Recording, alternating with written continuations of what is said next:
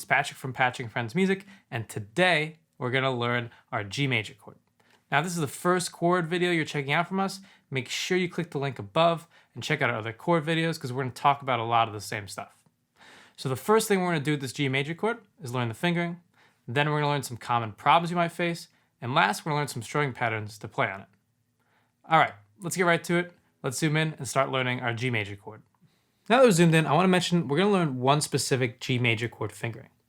Now, there's actually other ones you can try and check out. What I'm going to do is I have a lesson recap. It's a PDF in the description below, where I'm going to include the other fingerings for you to try and check out and see if they work for you. So for this fingering, we're going to be using 3 fingers, our index, middle, and ring. Now, our middle finger is going to be on the 3rd fret of our low E string. Our index finger is going to be on the 2nd fret of our A string, and then our ring finger is going to be all the way on the 3rd fret of our high E string. Now we're going to use all 6 strings for this chord. That means that our D, G, and B strings are going to be open or have no fingers on them. Once you got the fingers down, try playing all 6 strings together. Awesome. Now, the best way to check the chords is to hit each string individually.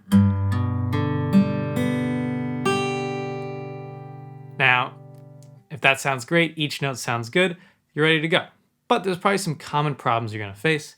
The first of those being that this chord really requires you to stretch your fingers, and that may be a little uncomfortable and you may not be able to do it at first. Now, there's no big, this is the best way to do it, this is the secret, if you do this, you'll get it down. That's just not true. The best way is just keep practicing a little bit and a little bit, and your muscles and tendons will sort of just start to get used to them and be able to stretch and get stronger. This is very similar to piano, where at first you can't get those massive chords, can't get that massive stretch, but over time with a little practice, you'll get it down. Now, I just want to mention, if this ring finger seems impossible to play because, from our index to ring is pretty far stretch, I'll throw one alternative fingering for you to try out. Substitute your pinky for your ring finger on that 3rd fret, and you might be able to actually play this chord a little nicer, but I still encourage you to work towards getting that ring finger to really stretch out there. But kind of decide what's best for you, and I think, either one works, so choose the one that fits your hands the best. Now, the second problem that you'll probably face is with some muted strings. You might get this sound. Now, I've mentioned this in all the chord videos because it's such a big problem and because it's something that I really think that will be hard for you in the beginning. Now, for this G major chord, the biggest problems are going to be with our A string and our D string. And that's because our middle and our index finger are going to touch them even though they're on the other frets, right? The other strings.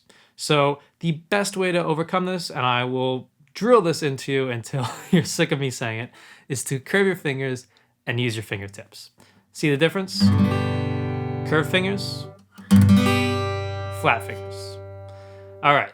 So this is not a foolproof suggestion, but I just want to mention that this might be able to help you. If your thumb's a little too high on the back of the neck, you might want to bring it down a little bit. It might actually help you curve your fingers. This has worked for me and it's worked for other people I've taught, so try it out and see if it works for you. Now, if you watch my other chord videos, you know that this is a practice suggestion that I basically suggest for every chord, but a great way to get these chords down is to set up your chord, make sure it sounds good, take your fingers off, and put your fingers back on. Might have to adjust your fingers a little bit if you overshoot it, but try to do it so that every single time you can get that down consistently. Now, for beginners, what you can try is putting one finger down at a time. So set up your chord, take your fingers off, put them down one at a time. Now, I want to mention that a lot of people, when they do that for this chord, they start with their ring finger on the high E string, and that's because it's easier to look down and see your fretboard. But I actually want to suggest, and I've noticed this with people I've taught and just people that are learning this chord, is that you want to try putting down your middle finger down first on that low E string. I call it our anchor finger. I feel that if you get that down first, your other fingers can kind of get into place better. So try that out, see if it really helps you. I think that if you put that anchor finger down first, you'll actually get this chord quicker, even if it might be a little more challenging to look at first. All right, now that we got our G major chord down, let's zoom out and start learning our strumming patterns. So our first strumming pattern is going to be down, down, down, or 1, 2, 3, 4, and. So just something I want to mention is that that first down strum is actually get held a little longer. So it's called a half note, which means it gets held for 2 beats. I just want to mention that before we get started. All right, so the first thing we're going to do is we're going to mute our strings and loop that strumming pattern so we can get used to it. Ready? Let's try it. Down, down, down, up, down, down, down, up. 1, 2, 3, 4, and 1, 2, 3, 4, and. Awesome. So let's set up our G major chord and try this pattern with it. So remember, we're going to put our middle finger on the 3rd fret of our low E string, our index finger on the 2nd fret of our A string, and then our ring finger on the 3rd fret of our high E string. Ready? Let's try this pattern. Remember, down, down, down, up. Or 1, 2, 3, 4, and. Try it again. Down, down, down, up. Or 1, 2, 3, 4, and. Awesome. So now what we're going to do is give ourselves a 4-beat count off and just loop this pattern to get used to it. Ready? Let's try it. 1, 2, 3, 4.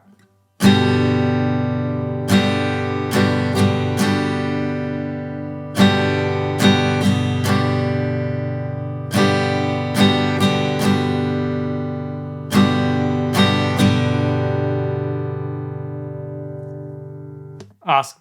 Let's go ahead and get to our second strumming pattern. So our second strumming pattern is going to be a little tricky, so we're just going to break it down a little bit.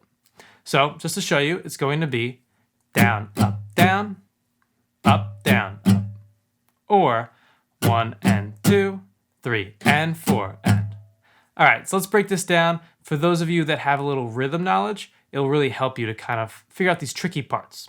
So our first kind of challenging part about this strumming pattern is that our second down strum, which is on beat 2, gets held a little longer. So it gets held for the entirety of beat 2 and in the first half of beat 3 or the downbeat of beat 3. Can be a little weird.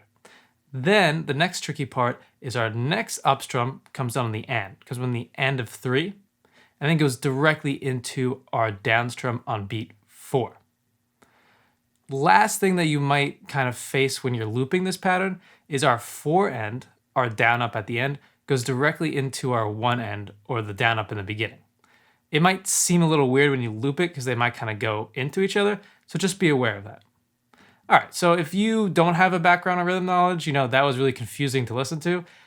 The best way to get these strumming patterns down most of the time is to use your ears and your eyes and just kind of follow along, and after a couple practices, you'll get it down.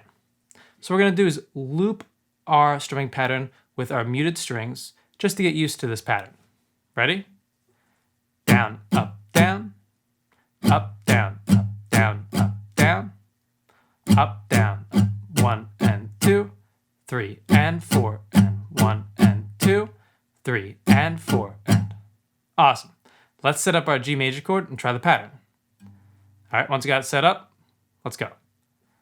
Down, up, down, up, down, up. Or 1 and 2, 3 and 4, and. Try it again.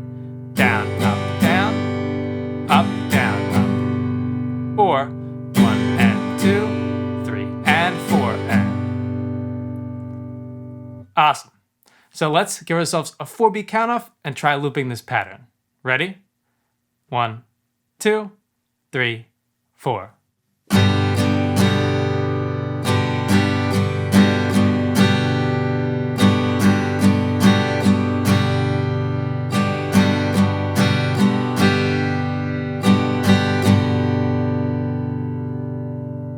Awesome. If you really enjoyed this video and our other videos on Patrick and Friends Music Company, make sure you check out our Patreon page. It has exclusive content not available on YouTube for you to take advantage of. A link will be provided in the description below. Thank you for watching. Hope you had fun learning our G major chord with us today. Make sure you just practice this a little bit every day or for as many days as you can. Don't try to get in 6 hours trying to practice this chord. It takes time each day to really get it down, to train your muscles and your tendons and all that good stuff. Once you get this chord down, make sure you check out our other chord videos where we'll learn more chords, strumming patterns, and then we'll put this all together and learn some chord progressions. Now, I hope to see you in the next video, but in the meantime, happy practicing.